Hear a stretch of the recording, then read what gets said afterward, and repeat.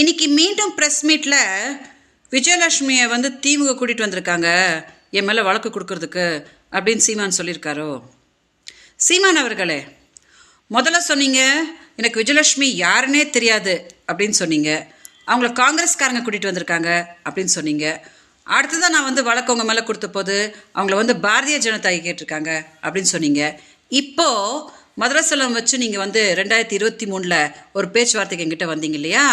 அதில் வந்து நான் 50,000 ரூபாய் மாதம் கொடுத்துட்றேன், என்னை பற்றி எங்கேயும் பேசாத அப்படின்னு சொல்லிட்டு மாதம் 50,000 ரூபாய்லாம் போட்டிங்க.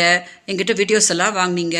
அப்புறம் மதுரசெல்வம் உங்கள் வீட்டுக்காரர்கிட்ட பேசுகிறதுக்கு யார்கிட்டக்கா கேட்கணும் அப்படின்ற வாக்குமூலம்லாம் கொடுத்தான். அப்புறம் உங்கள் பொண்ணான வாயிலேருந்து தானே பொண்டாட்டி பொண்டாட்டி பொண்டாட்டி பொண்டாட்டி அப்படின்னு நீங்கள் வீடியோலலாம் பண்ணீங்க. அந்த வீடியோஸ் எல்லாம் வந்து காவல்துறைக்கிட்ட கொடுத்து காவல்துறை எடுத்துகிட்டு போய் அதை அப்படியே நீதிமன்றத்தில் கொடுத்து அதையெல்லாம் பார்த்து தான் அவங்க விஜயலட்சுமி அவங்களோட முதல் மனைவியா அப்படின்னு கேட்டிருக்காங்க. இப்போது திமுக ஒன்றும் அவங்கள வந்து போன வருஷம் விஜயலட்சுமிக்கு 50,000 ரூபாய் கொடுத்து இந்த மாதிரி கேவல பிடிச்ச வேலைலாம் பண்ணு அப்படின்னு சொல்லலை. ஸோ ஏன் அவங்கள சும்மா வீணா வம்பு கிழக்கிறீங்க? அப்போ இன்னொரு விஷயம் சொன்னீங்களாம், அந்த பொம்பளை கொஞ்சம் நேரில் வர சொல்லுங்கள், நான் உட்காந்து பேசுகிறேன் அப்படின்னு.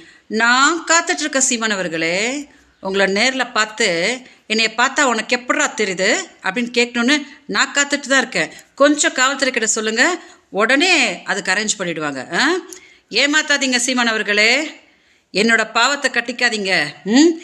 2 நாளைக்கு முன்னாடி கூட சமாதான பேச்சுவார்த்தைக்கு நீங்கள் ஆட்களை அமுச்சுட்டு இன்னைக்கு அப்படியே ப்ரெஸ் கிட்ட வந்து அந்த பொம்பளை அவள் அப்படி இப்படி அப்படின்னு இன்னைக்கு கூட துரோகம் பண்ணுறீங்களா?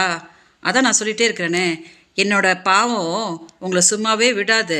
இன்னும் எப்படிலாம் போட்டு பருத்தி எடுக்க போகுது அப்படின்னு நீங்கள் பாருங்கள். மீடியா தயவு செஞ்சு இந்த வீடியோ கொஞ்சம் டெலிகாஸ்ட் பண்ணுங்கள். சீமான் பார்க்கணும். வணக்கம்.